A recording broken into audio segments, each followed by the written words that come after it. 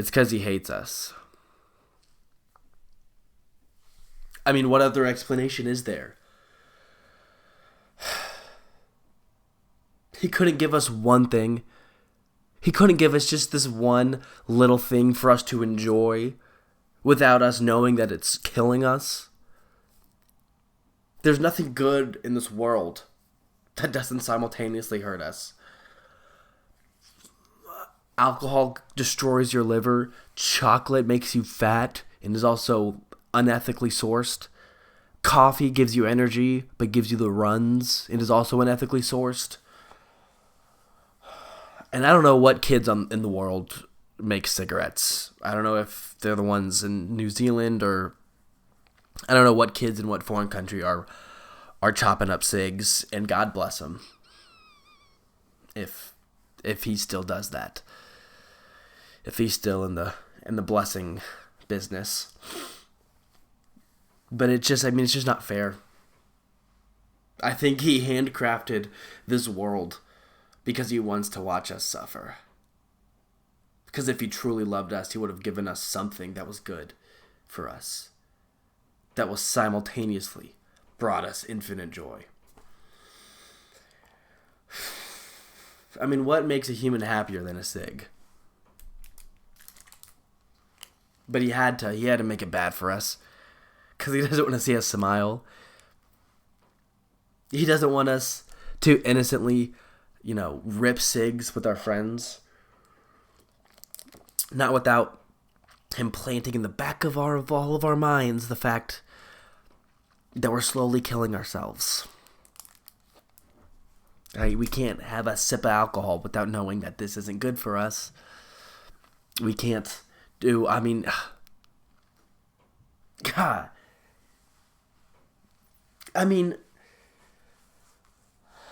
Vegetables are good. All that's good for us. All that is physically good for us is awful. Exercise is no fun, and vegetables taste like dirt. Everything in this world is backwards.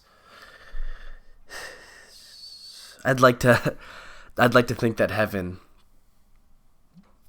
is just people eating cigarettes for breakfast and doing the Chubby Bunny challenge with Zins for lunch.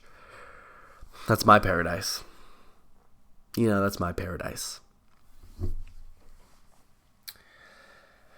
But what can you do? You gotta take care of yourself. That way you can live a long, healthy life, Every day you don't smoke is a day that you took care of yourself and is a day that helped you live another day. Yet every day you don't smoke is miserable. That's the push and pull. It's how well do you want to treat your body? Because if you treat your body super well, you're gonna live to be at 100, but you're not gonna do anything fun ever. So you're gonna live 100 years of no cigs, no drinks, no kush, no nothing. But if you rip too many cigs, you die at 35. But every single one of those days, you live to the fullest. So that's where you gotta kind of look for it, I think I want to die around. I think it may be maybe 82. That might be what I'm shooting for. With how I take care of myself, or with how I treat myself, I guess is a better way to put it. No, some people say they don't want to live to be that old. I have a great grandma right now who I have not seen in decades, it feels like, who's 105. And some people say, oh, they don't want to be that old. And I get that. She can't really do much at this point, but she lived on her own till 98. I don't know why I keep saying you didn't know that fact. I just told it to you, and now you know. But people always say, I don't want to live to be that old. And I don't know. I don't think it'd be the worst thing in the world. If you were, eventually pain gets so bad and you're just kind of in complete suffering. But, man, when I'm 90, even if I can't move that much, I can still write. And if I can still talk and share a laugh with people, that'll be enough for me, you know? So I wouldn't mind living to be 100. It'd give me more time just to look back on all the fond memories I have, right? Yeah. What the heck do you mean when you say my attention span or the human attention span is only 8 minutes long? 8 seconds long? Sorry, but like, who came up with that? And that doesn't. How does that apply? How does that help me at all?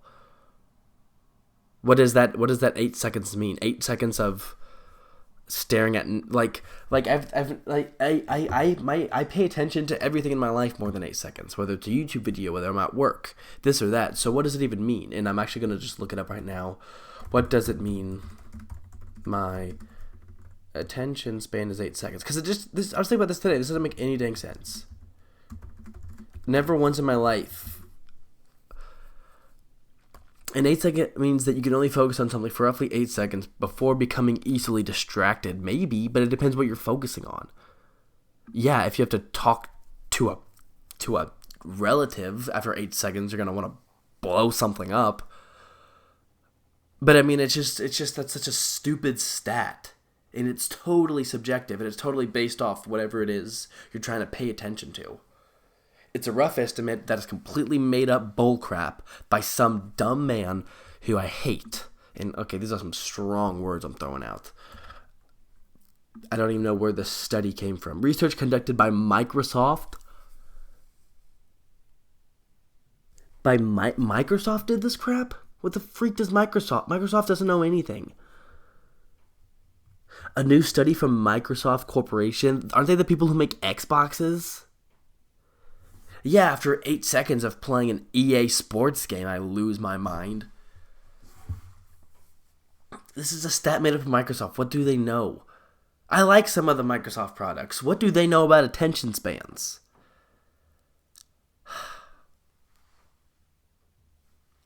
That's the thing about today. It pisses me off. It pisses me off. I'm pissed. I'm pissing right now. At 8 seconds, an 8 second attention span. No way, Jose. No way. How do you know that? I've been doing this podcast for 7 minutes and 30 seconds. You've been listening to this podcast for that long too. So your attention span, I mean, it's just all bullcrap.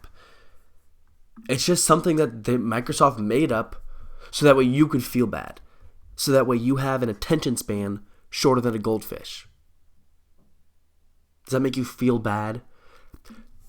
Does that make you feel like you're not as smart or as capable or as strong as you like to think you are? That's what they're trying to do to you. They're trying to make you feel like you're as dumb as a goldfish and that you will then buy their Xbox. Because only dumb people buy Xboxes instead of PlayStations. Anyway, I apologize if that second rant didn't make as much sense. I was just thinking about that today and it was kind of pissing me off. Because what the heck? I mean, stupid. Microsoft doesn't know me. All right? Bill Gates came to my house once, years ago, and didn't even talk to me. So it was whatever. Hate that guy. Read my notebook here, seeing what else. Oh, I think I'm going to start worshiping my backup camera in my car. I kind of rely on that thing every single day of my life.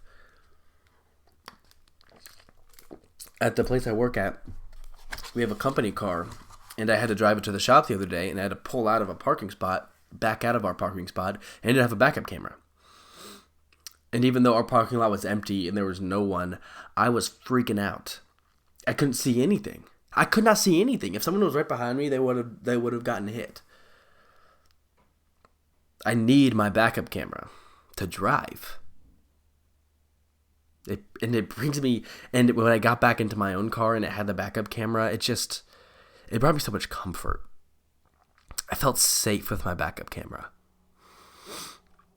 It created this feeling that a level of safety that I don't even feel around the people I trust most in my life.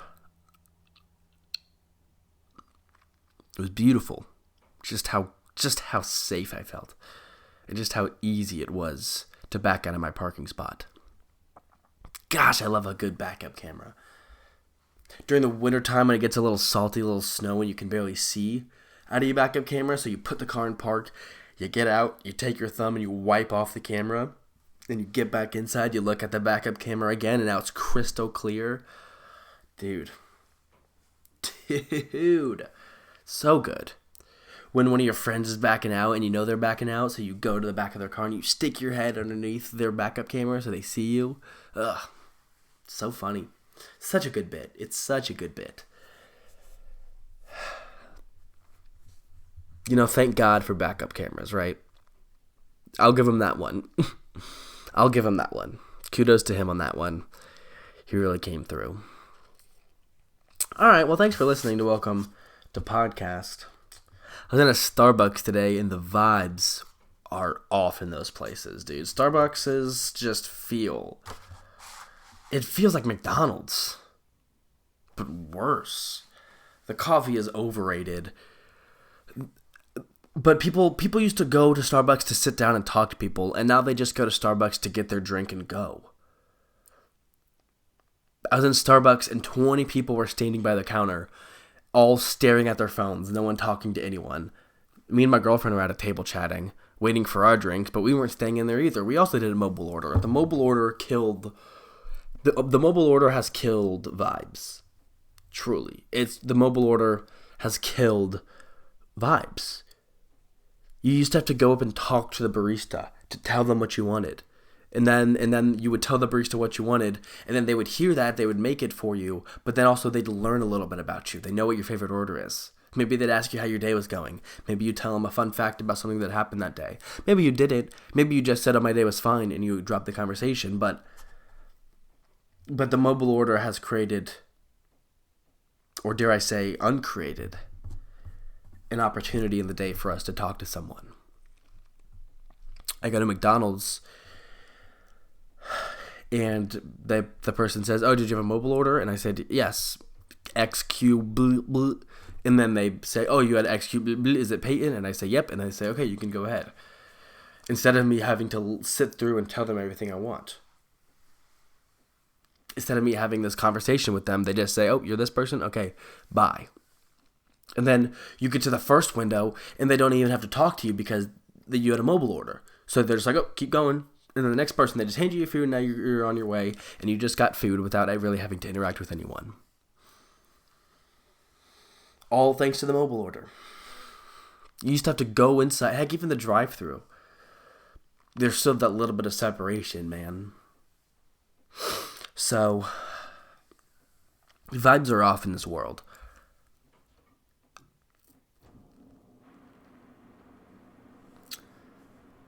My father is now in the shower. It's probably my cue to end this thing. Thank you guys for tuning in today.